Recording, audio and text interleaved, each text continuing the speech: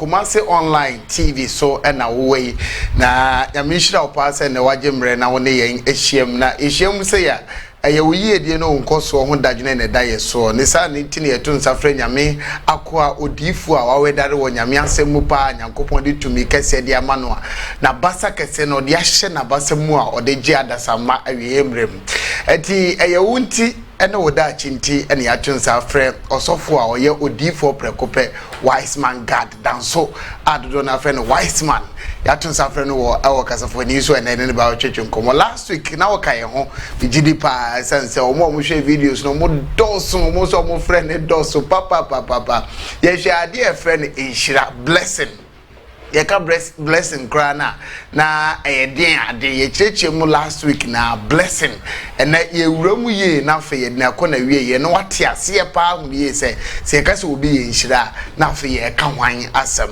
na asafo a sofu eda no Christ Power Outreach Church. Christ Power Outreach Church. Yewo atonsu ginyase okumase ya atonsu ginyase Matthias Junction eho ana asafo kese yi ewo edom a ewomu a ebunkanfo so wie ebre na nyasam geto atonsu bra na betie nyame asem na fe oje ne fa hodie enya hodie ma me nkosofo nchen na me mana kwa aba na fe yenwura ensem ne mu ene enwumre so for wise man God. Yes sir.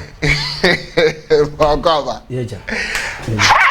Papa enadia osuti die me share ni mu passe ne si tete yire no akai mi asem bi na no bi si papa ho ayefa dodo medasi yankopon da so ho ayefa pa medasi so ho ayefa pa na asafo boko de ami adom na me ye adwuma papa enya asem ketoa na me ye adwuma papa enya okra na obeka wo se na nsen afato mo se ye den asori meba baba yese ne nyoma si ko na nanu me ba e de nyame ni bia hu sam panyankopo na wo so ye adwuma kese pa adanu kwa ba kwa mayu sa na entity ho no enokra no yes o je se ne ngofuzi dia dansie papa nyame nhira wo na mosu na mosuma manya wei to me wei firi ho oh na mani age pa me ka na so hu ai uhuni sei se de tija wo papa uyo mi shebe sana ya me na djuma ya da yankopon ase o se ba ko na me ba ni bia no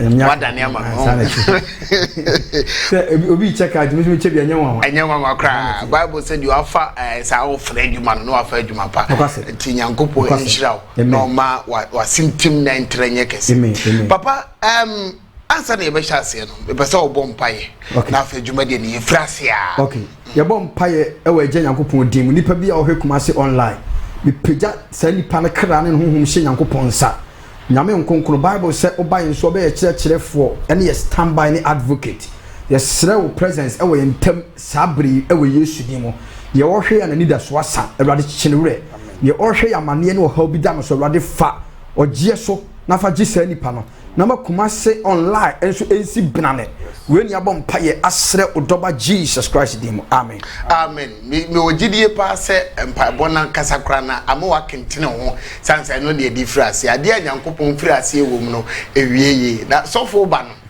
one sofo ba ko bi ne ka no se last week no so ha otutu questions ni mane papa na obi sending message say papa dia say ni din ya ntini print me mo no akasa bo ni ho what ni ye na go hu ni sam papa so eka odi for wise man god ho na omo studio papa mamra ho na obi say odi no an hye dan hu ni ye to be to boss ya bo ni ye amame ne papa me na say pato di ani Reverend Kwachi ma timesrewa Mr. will send them a message, Reverend Kwachi, and a Kayan, and I boom at the human fefe. Blessing in Shira last week, remember, Yaka in Shira, Abraham Nyaye, or de Ebba Neba Isaac, so Jacob Nyani, dear, ye to two is Renia Bassa, Yaka Nipa be in Shira once some nene, yet was to me, Busa Papa say ye cousin Shira, young room kakra, no being tin Shira Nasi. Or the brofu bi show man na me dedudu papa yes sir say ne be ya e be twetwe nkofo mo bawura na de munti okay anano no kan brofu bi na me de nyina na de dam tirim okay blessing no na we say de badia that's it blessing simply means empowered by God to succeed to a certain point where you become envy. Wow. Yes. Empowered by God to succeed to a certain point where you become envy. Wow. So blessing without enviness is not from God. Yes.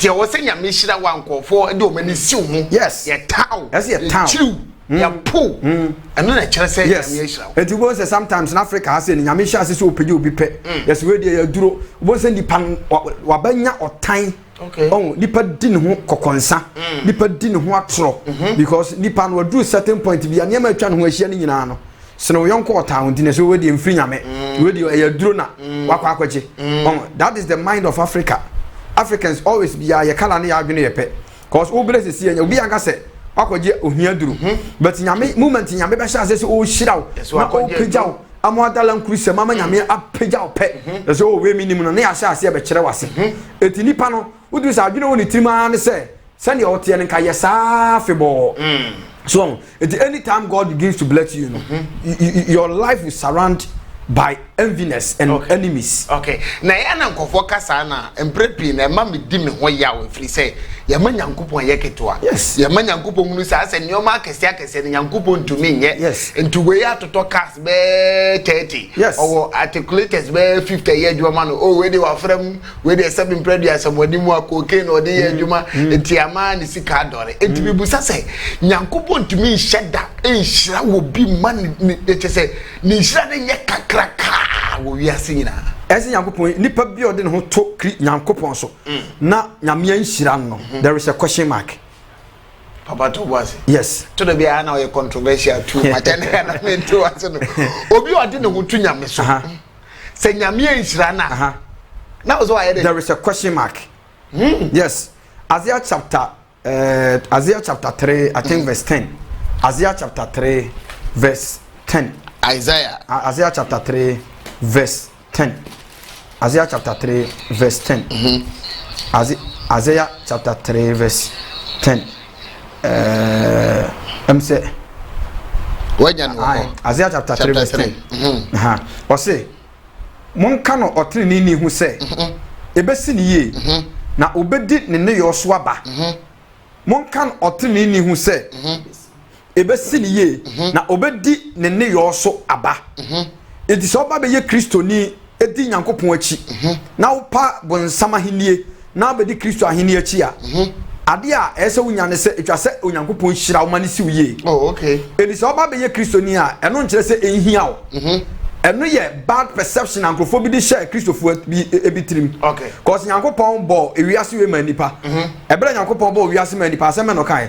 O se ewiase monno na monnole na munshasa na munni so epum mpata ewiem no ma so eti nyankopon di nipa ba ewiase we se ne me wa ne yemefa. Okay. Including gold. And it's all asasi so na ne wo ye nyina no ntimi uhu se ntimi ye nhira de a there is a question mark. It does say Obabra botene the spiritual aspect no ya gripo enti yedwa hyem kwaso mu enti entimi ma wo ne wo. Okay. So enti obi actually ba say blessed are the poor they shall see God. It's a lie.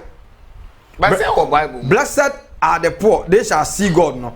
On say enhira no honhuma hiafo now ya ka say ohia ne sen obi ohia bibi obi ohia bibi enti ebia ohia ka ntu ye ka ehia ni ka ho hia ni obi hia ba oye eba hia ni. Okay. Chese ye ka say hia ade a ehia emprempremu na onsanka. Okay. Etewia so bia yo hia ni obi o wiase bia yo hia wo sika kese akwa bibi wo ahia no minimum obi o sika pa so onima.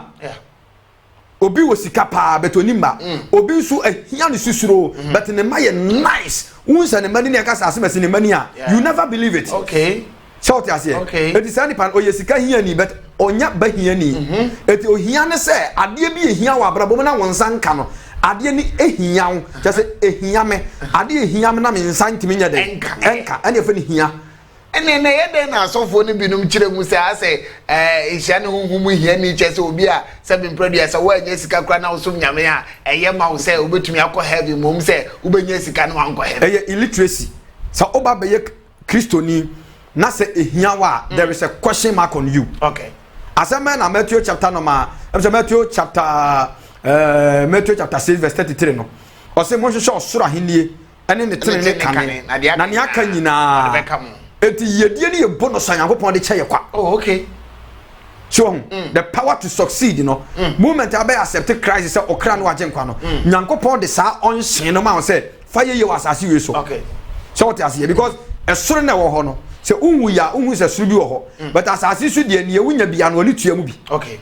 So what you say oni tua mu bi. On say Satan ani wa wale so pa because enema miensa ɛne Nyankopɔn de ama nipa wɔ asase so a nipa bia bɛfa mu bi saa enema miensa ne mu ba ko pɛ na ade wani hu. One ada ye wu wan hu. Ade wo ba wiase wo hu. Enipa bia no wani change 3 times ansa na wo mu afiri wiase. Yes. Baba.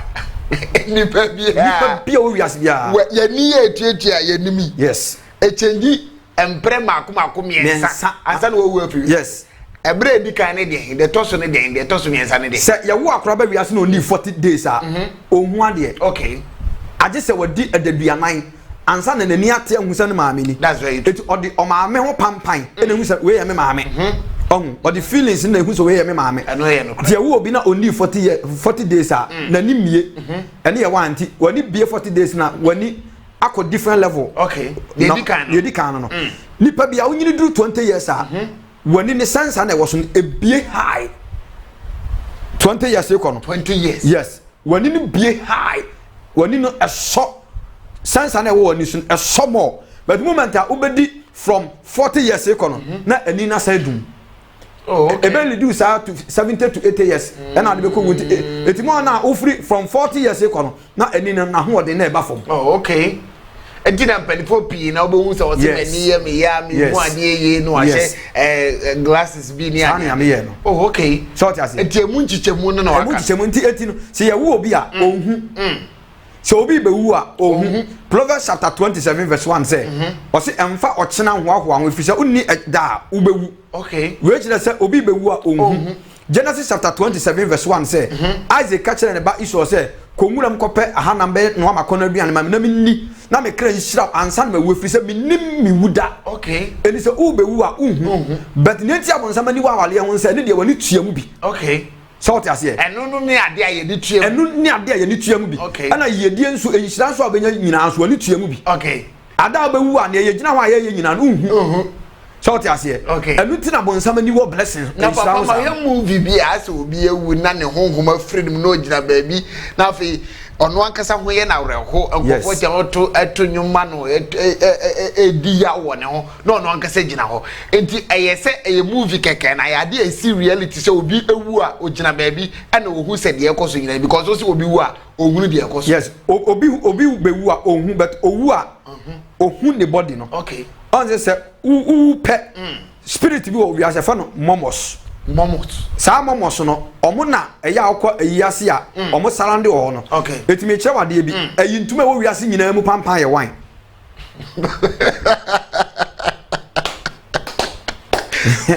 Papa asema okay asema mahunu mpre bebre. Yes. Was smell bi obi ade ya ye pe. Yes. Enya aduro na edition na on say eyi ntuma no se nipa bi wu a on say okan Isaiah chapter 14 verse 9 o se na say wu na se de okọ a asama do wa ase ni nyina ka won ho behia wo ma. Okay. That is Mormon spirit. Na o maka kire o say o mentane no ka se nyina wasa aba ha. Okay. Wa seketa ya sama ne nsonsono nkata so ebinim mu Amerika. Na Isaiah chapter 14 verse 9 eni so obi wu asama mo so no ye de nipa na ekọ asiye ho no sama mo so no mo ho pampa na je ayi ntuma no mu no. Okay. Enu nti ye na mo time no before so obi be kwa ayi ase akohwe funda ho ana so obi be kwa samantu akohwe ame akosie funu no se ye ba efie no mfimfin ye wo edua bi wo ha ye nkrabata me ense esi efie no mfimfin asantefo de ne ye wo sa ayi ni pa ana calabash ye kan se calabash kura ana support esi san krabata me ensa no so kura na kukuo kura etimi ye kura kese ene etimi ye kukuo kese na omo de nyanku nsuo so ni nyanku nsuo nsuo efiri soro togu ade eti omo de sa kura no calabash no esi efie no mfimfin eti nsuo to a instead sa nsuo no begu ahaban so ana be ka chense no ebegu sa calabash no mu straight na omo de ahaban bi e fa ne se gira eno na abayinfo se abayinfo kodi na chiwade na se ne spirit no ekofo ma okosi sa aba no so a oka wes bi na ahabana sa boost ne power yes bayinfo bi odi na chiwade bia nwura bi si edua bi si nwura ma okogina so na o recitation bi a esa boost ne power no okay e ma na sa aba back enti okosi so a oka sa wes na boost na yi no enti ya na na muhu se sa edua ne kura power okay enti omo kofa edua na hahan ne hini edi gu sa kukuo num ti se nyanko nsuo ne betogu sa ade ni ma before so be kwa yase akọ asieye na odi na yi ntuma be kwa ne dan mu no odi sa nsuo ne wo horo ne nsa na odi bia wo horo nanim bete ne yanhwe obi fra isiye ba na natade na odi kwa asiye ho no na odi akọhye ne den e ba sa e the spiritual marriage ba e ba sa e matumi na wo asiye no obedi temi wa bra ba wo ba bebo oh yes who adwiri yes is that the way they come no it means say nkofo bebre wo sa ohaw ne amane no mu de awura fie because minimum obi kura na wo chia wa yesi wi oba ya no de sa beto aduane na odi meaning say honhom na wa ye na se na edi aye na se eso no sa honhom na de awura fie a esa be di unya enti nipa dodo sen na honhom di munya wo fie mu di free aye ase ba fie enye odi for wise man god na be kasa hintasem ya chewa why be me wusa sofo kwa chema ne nsaso me gidi ye se asam no wasem bisa bi no pese obisa eti me nyi question no okay eti se obi wu a se moment na obewu no o body o spirit ni pie free o body ni na aka body no eti ne body ni ya ni bia no eti se obi wu na se eni 40 days was asisu a onyira mfiri wi ase odinam sa oba ba bia so na the best friend wa se na mo bobo a eduru Saturday bia na mo ko bobo a obegina ho but umfa naked eye hu no age say ya e prophetic eye me hu sama me hu okay abre bia wo ba bia bete se kakahini pampan e bon ho bia so ni kakahini me entatia kakraka no kokko no aha ebi su kokko e na bi su black se wo ba bi na te kakahini ho pampan pe sama ya ba ho aha yes say ye fom kura sama ya ba ho kakahini sometimes obi ha o nfie kro te kakahini pampan ati say ne kakahini awu no o te ne pampan che sama ghost about that area particular movement no okay so te ase na ghost no ade a musuro eye pussycat akra miao so ghost ba ofia to pussycat on baby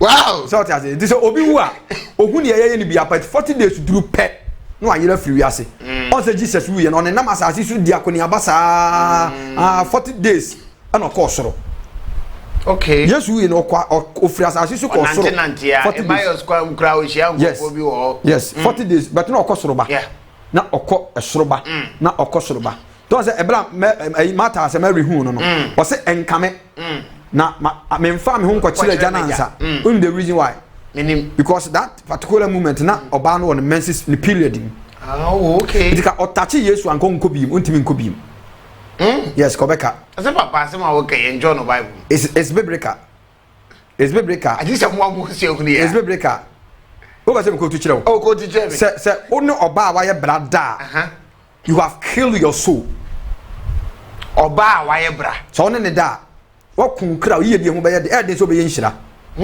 yes because ohunte remember say Jesus yansankyerani bebere yansankyerani Yesu ye nyina bibia mfiri mu anko until say oba bia na moje etu no so ka sa story no obeso Yesu atade mu no say wanso ne mu cross on atade ano asema na Jesus kan o say I swear virtue has gone out of me honhom bi afiri mu ko bibi afiri mu ko say oba moje afiri ne ho ba eso ba mam na ba ma ne yes a ni nhira ne spirit o de bedi ye ne tuko Mama go to Inchiro, Leviticus. Hey, Mama, a New Testament proof. We have to go old. We do go old. Leviticus chapter number. Let me see. I think 15. Leviticus 15:24. 15. Leviticus 15:24. Ba men kan wa ha obi a o hwe yam de yes asem na papa ne ka no e asem kan 24 ai pa cho se na se obarima ene no da oba wabu ni nsa se be ma ne da na ne nsabuo ade no bi ka ne ho a na oba no ne nsabuo ade no bi ka be ma no ho a ne ho nte nansom sa be ma na oba no nsabuo ade aka no ho ne ho nte nansom na ne naye a oda so no nyina ho ente it the reason why I lack or life attract lack and say what for oba what bu ni nsa wo bed it involve unlucky. Hey papa asem kesi ba I've given you proof. Yes, and there is a proof here. Yes. How can you throw do? Meaning say, Papa, sa adiwe eye nipa bebre na problem o. Bebre ye. Aware 40 on fie ba ko dadan ba ko mu on de o se. Wa ware wo no nko a de ugu nsa kura na no be den, no be da. Enti papa na adwuma sei, ne Martin so atua. Enyo ma ye basa a. Enya be ye. Enya be ye na ye no. Because Jesus himself, oba moje free no ba no. Also Jesus mu say no.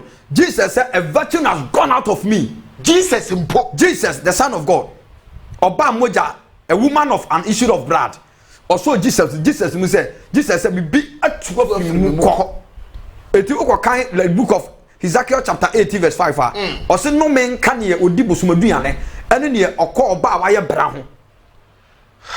Eti enipa bebre aye unlucky. Unlucky no ma ye ni nyina o muntimi nya nhyira because of say they have involved themselves into a curse that cannot make them blessed. Ye hwe kwan nipa bafa so anya nhyira ne bi na papa etiti we nyina ho se ne ebe ya bamu ne se nyoma bi na ejejewo enyoma bi na ha wo nti ama wo nhyira kwa ekire na ka Nyankopon ka ne se wo ye Kristo ni yetrini ni nko ade ka wo se nhyira ne ye den eye wo dia na nyoma bi na abefrafra ye fra bibi mfrafra ye abefrafra onipadua ti ama wo nhyira ne wo chirichichichichi so fukwache papa asema na aposo bisa me de ehu abomi to be frank with you ehu abomi papa asema na aposo bisa asema na mpese mbuza papa ne se empempi ne ya na ya asofo ne bi preach a omutimi ka se ye ba na deja ye be sa ko na deja ba papa e ka se nso amemu ada ho se so obe wiase na se Nyankopon anhyira wa na kire se free it's a question mark say that mo mpese mbuza papa se ye ba na deja ye be sa ko na deja no enu be hia se ye ba wiase aye mpa bibia na se ye ne ndam ho sa okay papa who can nhyira se bo bible say adeja mu ne ba ye na mu an ne be sa de akọ ye ba ya fa hwe ama ye ba hwe nko entine se ye pa bibi ade abata ye ho aye ka se nhyira nipa be dore obe ye kese no ahu be hia se nipa be nya nhyira wa asaje so ana because ye de adeja na meko on say some of the pastors are illiterate.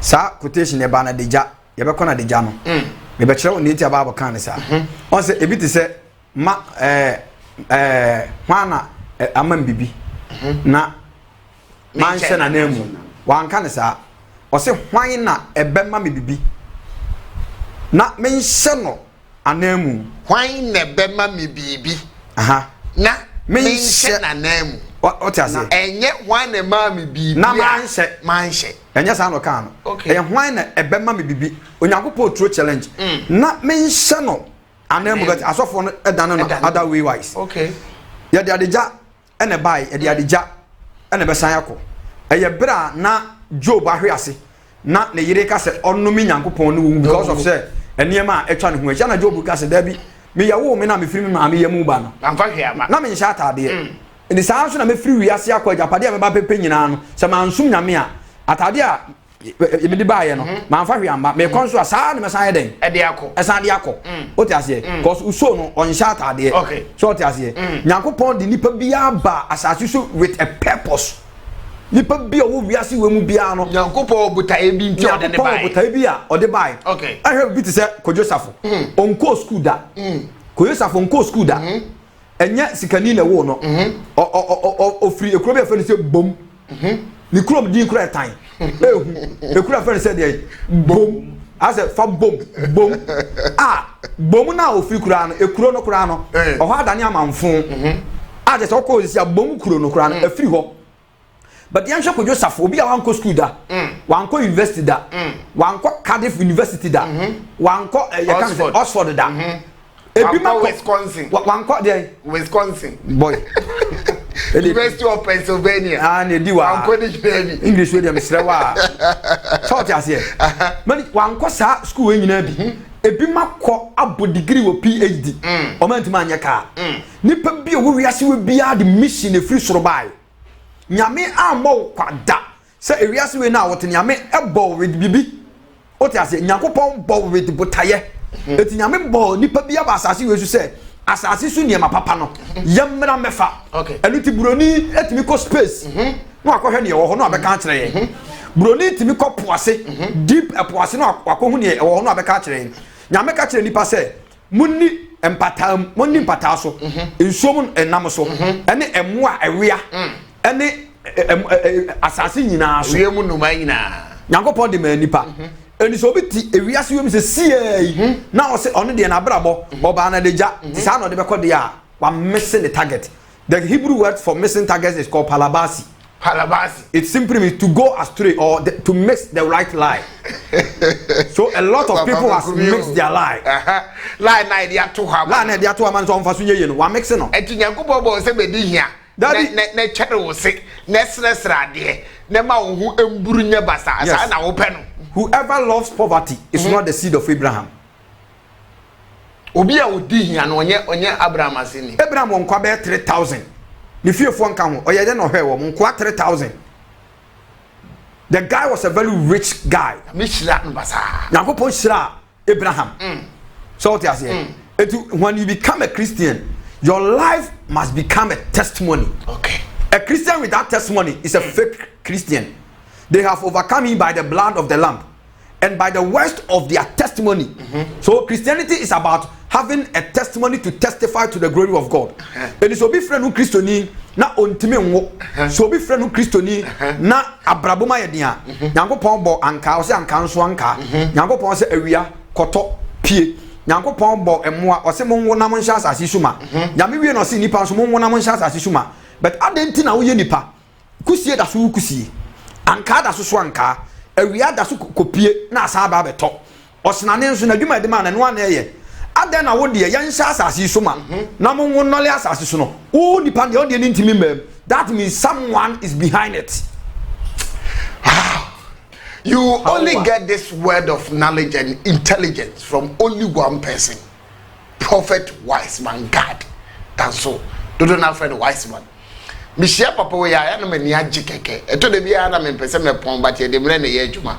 Cause ne nsem na o kan eye omu a omo ado asuko wonimtie mu na tibi kan sem we. I believe say bia oti bia no ho adwiru, but em ho ndwiru ye wonima bi esa de be piwu so ndie wo be ba wonum pa. Ye hia oje ne fa ho de de man nipa asase so wo abrochire wo ekuro bia wo so bia wo hwe ti asie se wo ye Kristo ni nko ade e wo se Nyankopon hira. Fa numbers na go screen ne so no ya frɛ papa na papa e kan se no wo niema ho do a wo hyehye ne ma a wo so sabe ka wo de frɛ papa na ni papa eni nkomo papa yi ma memra so na mebusa se e be ye den na obi enye hira. Me that's a very big question. Number one, Nyankopon my regulations and status. Okay. E kira say ade we nipa ya obeye nhira. Okay. Number one, the obedience and blessing. Obedience and blessing. Obedience and blessing. Christians are not obedience to God. Yes, we are not obedience to God. Now, first of all, no, you can say obedience. Obedience, obedience. Listen, obey a song to give ear and to listen to someone's command. Okay. Say, o de a song etie and sha obi esel. That is obedience. Why na I say ye obedience mano? I say ye obedience ema onyankopon. Onyankopon asem a oka no ye mfa nya adwuma. A Christopher mfa nya asem nya adwuma kora we obi tie abrochire obi ka kire me say abrochire kora no se school car ekọ na usan school car no ho a ye be chew. School car de nkora ekọ school. School car na de nkora yensan no ho. Enti so nam nya akora de na chisa. De na chisa na se ko usan no so eme no. But so usan school car no ben nim kakra bia. Baba no mi ade bia seconds ye be chew. And people are afraid to commit that law. What you say? Ye mu nkora wa abrochire amanfo di so. Ye mu oba wa abrochire amanfo di so. Empra hin na Yakopon ahyamla ye di ni nyina so. Ye ntanye so what you say tie ni se Nyankopon fa ne bo a onto ne ya hu ni se Nyankopon fa ne bo a onto ne nchem so obaye kristoni a anaso so de homa otwedi ampon ne obo the maker of the heaven and the universe eni kwan se oho kire woda but eya na emla Nyankopon asama na ese nipa di so na watima ye enhira no enipa mpese ye bedi so but ye di nipa mla so enipa sha mla ye di so but emla Nyankopon ase no ye ntimi enni saa emla no so adentia ebi se ye nsuro Nyankopon until say ye be suro Onyankopon no we cannot become blessed. It obedience and blessing before God can bless us no until we become obedience to God. And san Nyankopon we should I just say ye obedience to God and ye emra eden shira ho ba ko okay obedience and blessing obedience and blessing said obi benya shira na also ye sitie edema Nyankopon okay so what you say sometimes me ka say ebrochire ebema nipa bebere ayira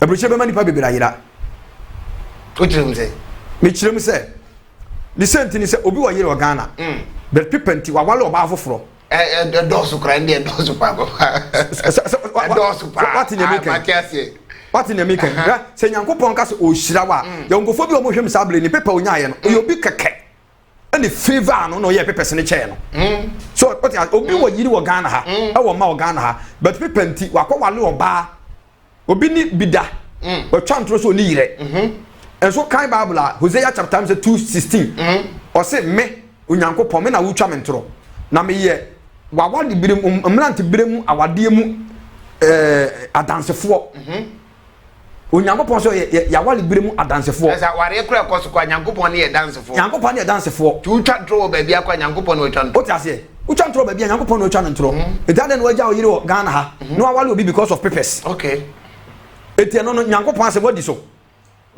obuso no obu Nyankopon ase so we are not ready to obey the voice of God. That is why we are suffering. Yemfanya mi asem nya adwuma. Enko yonko yire ho. So ho no. Enu kura no bi pe. Minimum obi se sie ya wa frame confirm ne bone. Onu a ne ba abefa no Ghana ha, maame pani ne ba abefa no Ghana ha. Edna ba buruchire na ne ba no ba Ghana be ne dan ho adwuma bi. Onu ne kunu ni bodem yeah sebo eti maame ne ba ma so na mka kire ne se mahu se maame bi efe ni sei onu kunu da so fo me maame me so one ne da asem na ye aye peace onu a ne bakunu eti a woman like this no akogina so them say God I need your blessings.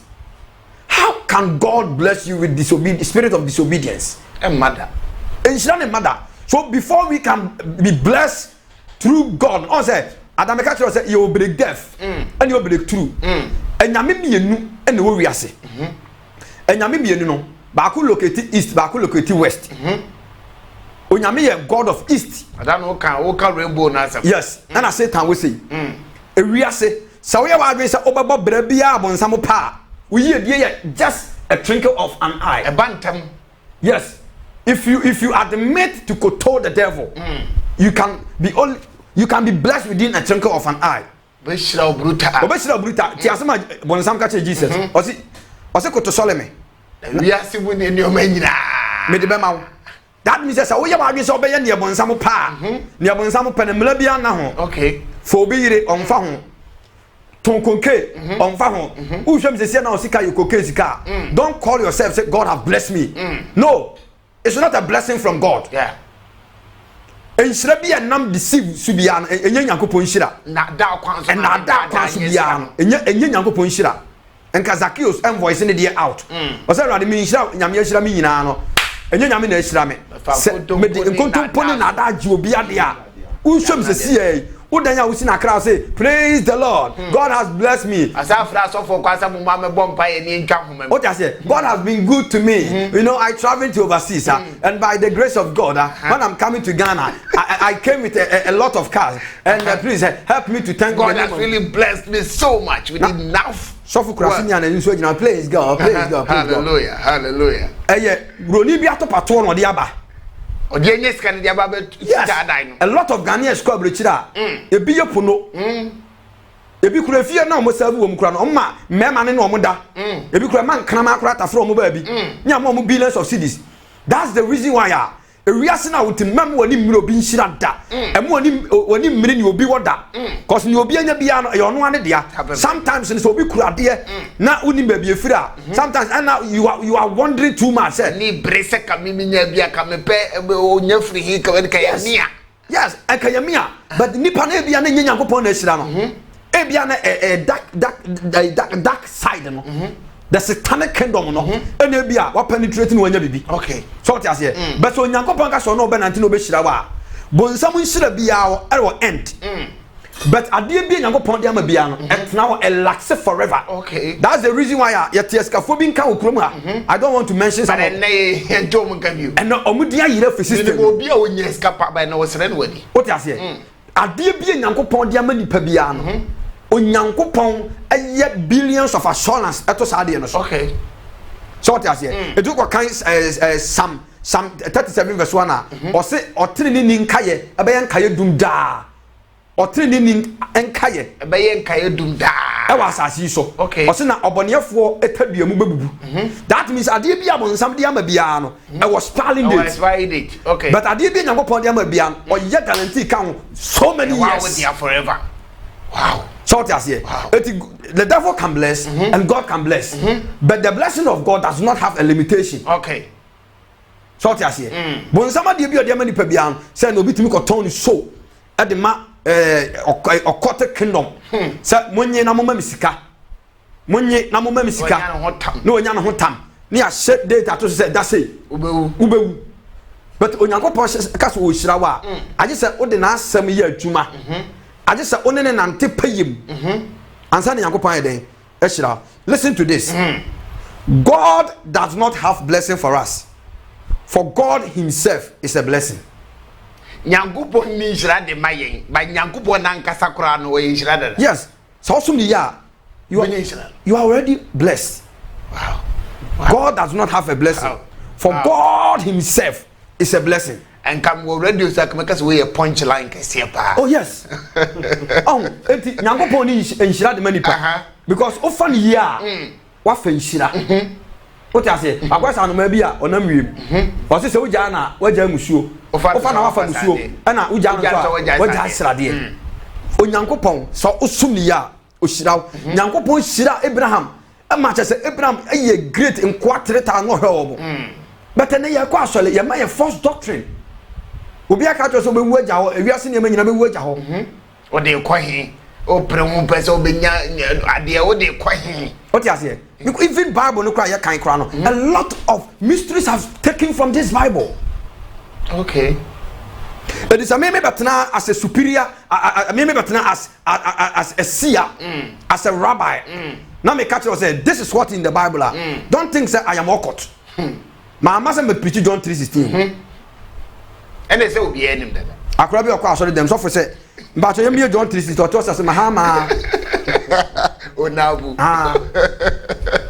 Papa Javisho mo question no wa pese busa na mere no abana wie ba so kwa chi busa pese busa se mi na mi ra mi de mi asema na pese busa papa na fi ya to aso free ho papa de pese busa papa ne se me ne papa na nte ache na last week Sunday ye twam ya sorry aye yeah me say me be that so powerful sorry them so powerful Magini wa be sin there mentiase so da it when I can say no person busa papa what is the secret about papa was secret no secret makoma 99 papa sembe na me kan yes o say to de bia ya na sa nyoma we na ya menti wase no onko a utiwe wo secret makoma 99 said na me di kan ka kire no Bible no e kura secret makoma 99 sa Bible na 99 what you say Maccabees a lot of them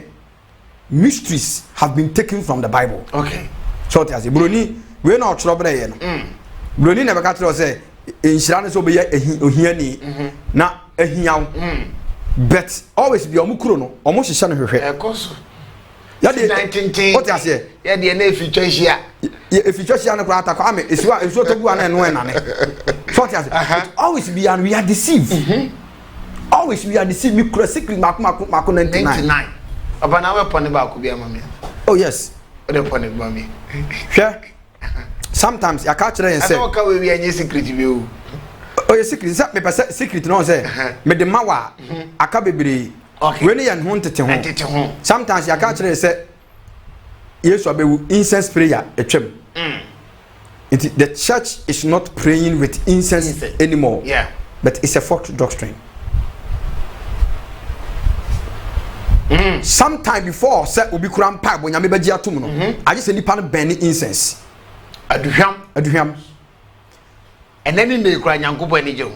And then in the Yamiani. Okay. Bible said God does not change on Santa. Hebrews 13:8 as a man of kind. Or say Jesus Christ is the same. Yesterday, today, and forever. Meaning all Santa. That means God still remain the same.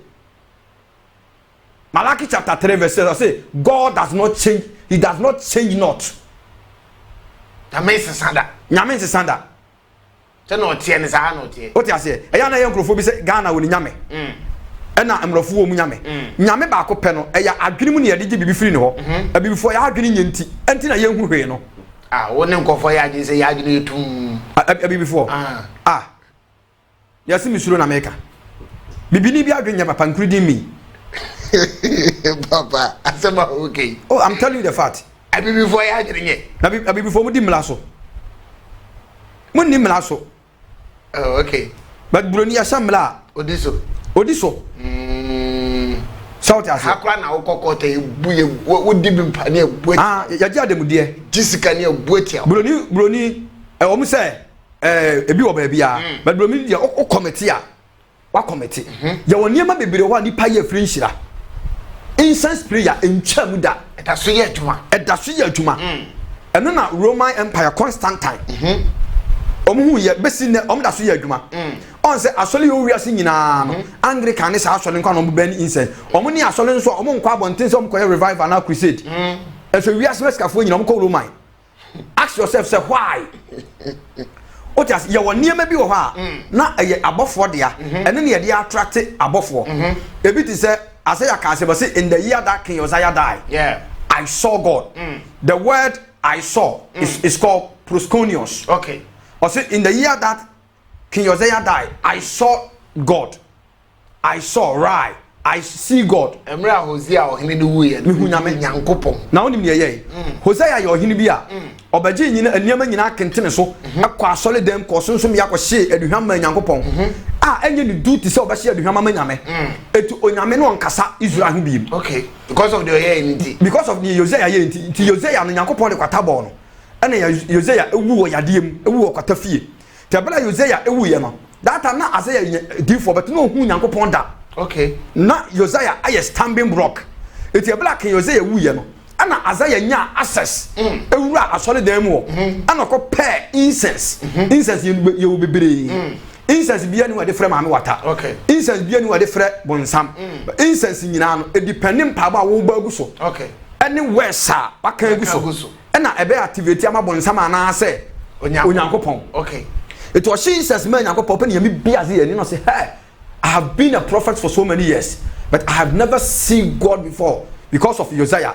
You know, in the year that King Hosea died, Isaiah chapter 6, I saw God. Okay. That means not your prophet there, but until sometimes you pray incense prayer, you cannot see the glory of God. I'm telling you the fact. Anya nyoma nyina na obeka se we Kristo ninti we die etwam we die ehu ni faso we die. Omo nyina hypocrite.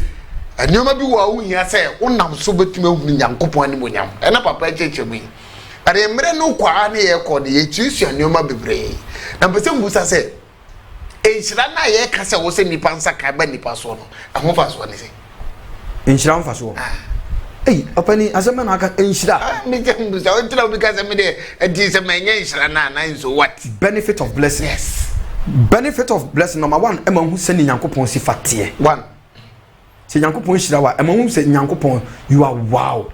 You are wonderful. Because as a Bible can say near nere aho no omompaye near nakoma ato ne yemu no onto ne die nyom. So you can only sing melody to God by having blessings. Okay. ɛno na maame bi nyankopɔ yɛ bi ma no a ohu asɛm kɔ se nyame nhyira nyame nhyira because nyame aye bibi ama sa nipa na on expect say nyame be there is difference between testimony and blessing. And testimony, there is difference between testimony and miracle. Testimony there na me need aso me nyaka me pe ade me need aso na me nsaka ti say adanse no nsaka ne sa na ye sun but miracle there ade ma utiri mu da anu ya ade onnan da say be wasitre so what you say no onnan nwene say obenya aeroplane no obi aka just say ma to plane a chew that miracle ade ma utiri mu da onnan nwene ho da na esi wa brabom okay nipa bia wo hwem na bia I cause miracle for your life. I cause miracle for your life. I cause miracle for your work. Amen. I cause miracle for your marriage. Amen. In the mighty name of Jesus Christ. Amen. Any anti-miracle, I curse them to die. Yes. So what I say, nyame shirawa. Ema hu akwanya ya fa so kamfu nyame. Yeah. Ema hu nyame kase ye. Afi etimi ma usum nyame ye. Okay. Oni se nyame shirawa na niam akoye ma wa. Nyame ama wo ma wama wadwuma ekoso wama osiga asem ekoso watoto wama wapomuden na enhyira ne mu kase pa ne se wonim Kristo enhyira ne mu kase pa se wonim Kristo. Yes, Psalm 32 verse 1 say enhyira ne ode ne bone ache no. Okay. Enti se nyankopon ya adom na otimi fa Kristo se okra ne waje nkwa you are highly blessed. Wow. Because enipa bebre nya sa privilege no na so ma nya obi person obehu ne yeye hu yi beto ma nya eti nhyiram kase pa no so obi nim Jesus obi ehu Kristo afa Kristo se ne kra ne na genkwa. Okay. Omo ni Kristo side no omo da omo now aka some Bible kan o say it is the blessings of the Lord that make us rich that means you are the money by your default and he add no solo. So a certain blessing must have a sorrow. Okay. Who say nyame ehira beto kɔ na ma osu. Because ya shamle bia ma no. Ato ama. 1 year bi ne ba bi bewu. 2 years bi ne ba ma bewu. So what ase. Obi kura ene emma no mo kwa wale na mo ehwebu ha na akɔ giska duro no. Na ɔde ne ba ma mu nsuo. Eno no kwa am ka kyerɛ say before say ya ba ma osika no. Age say wawoda. Nipa bia ko giska duro e pese ade ne wum ana ne bema enema ne sika no se awoda enyeye. Okay. It is a what ye wum woda e be ka say okay ye be se e ma sika be dem awoda. Okay ya mi shira so because I usiro so it ya ma otwe ya ma umiamia bema no o mo campo na ensu aba sperms aba sperms na o mo de good demonic altar no so. Okay. Chese eno no o ma ba wo mu nyina o ma sacrifice. Okay. Ti bema we be wale wo oba na on kan kire say me de me bema mu nsuo I sacrifice ne bema be sole all right but enwuma we yinshira ade we yinshira ebi baba obu onso a obema ne ebewu entimi nya adwuma obu onso ebeku maame na o gisika ne be yere na o ko gisika ama maame ewu ama oba ewu ama wadofo ewu ama bema ewu o disika ne be ye den na ade enti ade bia bonsam de ama bia no nsunsuaso de akire. But when God begin to bless you, say Nyankopon sha say o shirawa e bra esuni arehuo bi anya den eni eti David e kan say bi o say me ko die me die na me nyane ye no na Onyankopon gina machi say dombelema o say according to Psalm 3 o say me ko die me detin na me na be ye de na me nsuro anajo ehun yie. Okay, that means say bonsama de bia ni wo a ontimi me dan oka. Yeah. But se bonsam ma wade a odan woka but se nyame ma wade a everlasting. Wow. By now I know say you are really licking your lips. That is that me be the home. Aya ode enka obenya na ka ye aduane esi woni ma wodie waduane a opepa na nyane ntie ewo mu ne nya atenka ne se nyame akwa wa ha wonti na opese Nyankopon nam no so hyiraw de ehia pa no fa numbers no na ne nyame akwa eni nkomo na wo nhyira bi wo ne nchen a Nyankopon de ama no so mfa ma wo wonti no wa ha enyeja ho na ohia ene ebre ne atete de ensem fata nipa brani amade na wonyam na tubetwa frɛ papa na ne papa ni nkita ho na megiri yesese na wo hya ase na wo de gbe sese mre no o sempa edema papa e kasa no yemre ne ko ena na o ka ahaban ni nioma bia no so timi bua ma nhira etumi edimu eye kese etumi busa se enhira beba Nyankopon to de bi otumi fa ahaban bi so na ma nhira ba nipa asetemu ana ahaban etumi attract blessing. Okay. Salt. Etumi attract blessing. Salt. Perfume. Etumi attract blessing. Okay.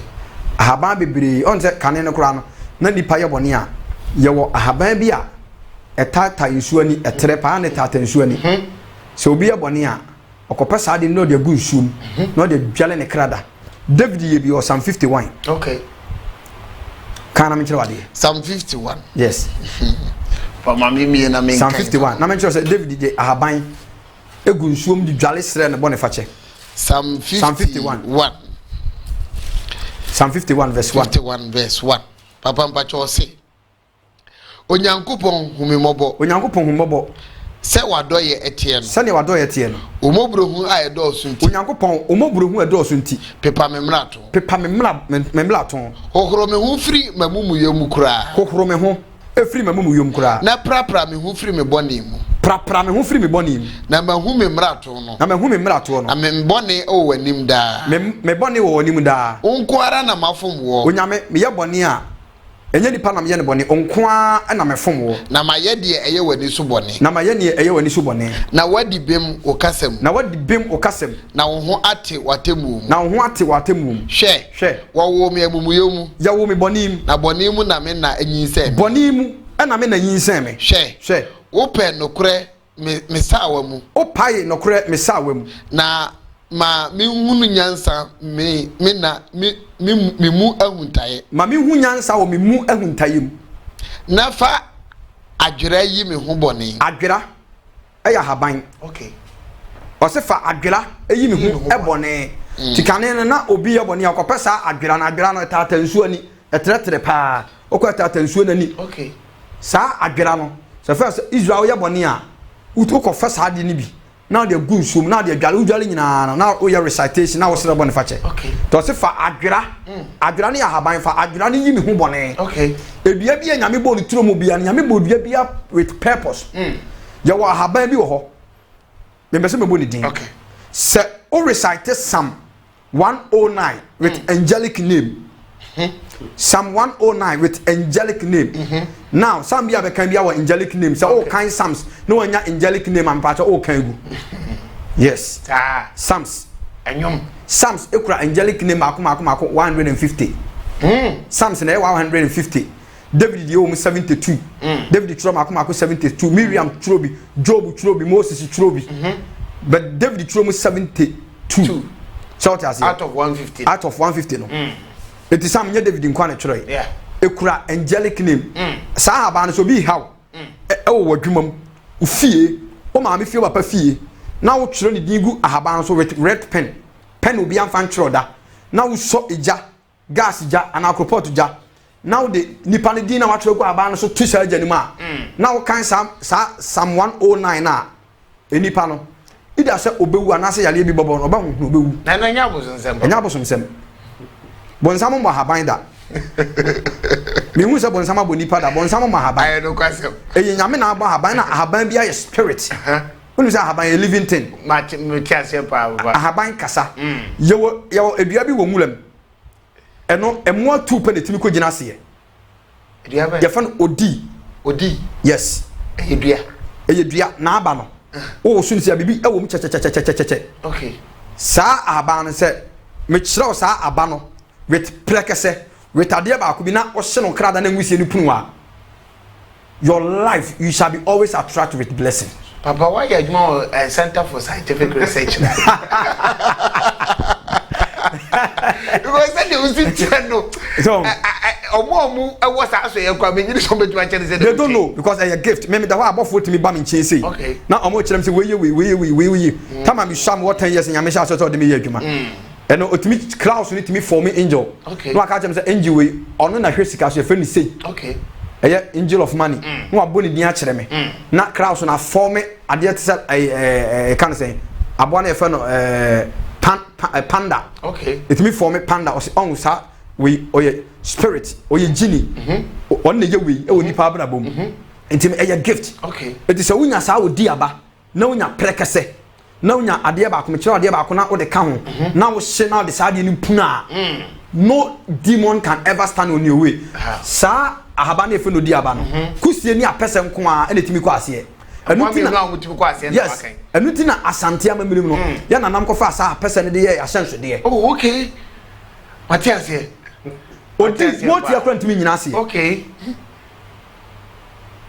odi aba no moti akra ntimi nyina ase ye mo amienu pe kusie na apese omo kwa ntimi ko ase okay tina se okwa ase you die ntina ye mantam mo ha na omo hoden what you say eti kusie ni apese omo very strong yes eti nyankopon che blacks o che ade what you say enche otufo bi obi a nana wow this yo nana wo mu asema nana wada wo ma oba wasa so sam tia me didie ai ana yimle msala tu ai salute do so what you say ti asante for the sabo na ye yasenso de so na aburuchire for to da na omo ye gaga obu a che na de o se bosomsom obaje ni se maame bi ba me ho me hu maame ne pa na mu se onua ade nanim di bone yi nanim di kodi bone o che ni nua ne duku bi na ni nua de kodi money camp okay eti omo ye recitation omo de ni nua no spirit no ebe se maame ne duku nti maame ne de ade ni fira omo camp obi anu adane ni nua no ana odi hunu ni nua mema wo fie ni nua mema mo waburuchire to mo ni so ebenfo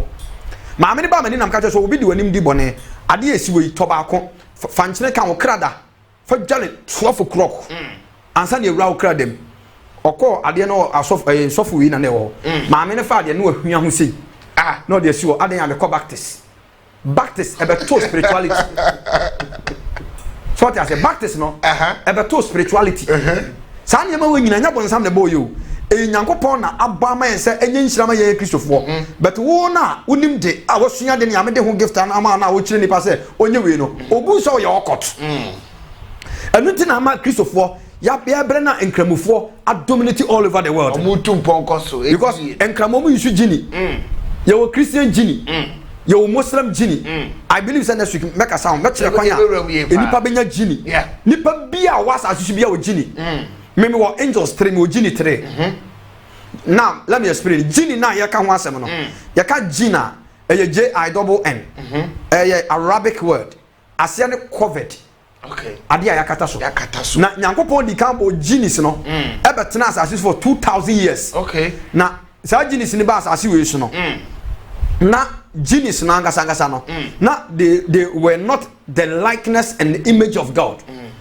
ebi ya maame nyame se so yes ebi ya maame wata ebi so oye nipa all right but ne nan ye wine on say na ye fum ye fa no adu na ba abu na ba ache eyetetefum okay okopona no kofa atoa bi obi eso no say ade bi firimu ba sa ade na ye fa ni gini on the one and height tete no okay omo ye gent omo ya blane ti mamu ato ye gini ate ensuo bi ya daga na bi ye gini papa fa sie ma because e be wura next week no ye ba to mo se pa da me mouth ma ba ko na fa wura mam kasa che o mamfo abrochefo Ghana fo omo mo abibi ma hodom ebinum bre huna manle papa si ma ba ko e no mamfo kasa ye o nyina ne se aduro baje ya afo atrema abrochire na wote na bia na ofie ye ntu kwan because efie bi wo ha ye ntu kwan ye fie no amamre ene ye fie na hyehye de eti moment akra se me ntu kwan pe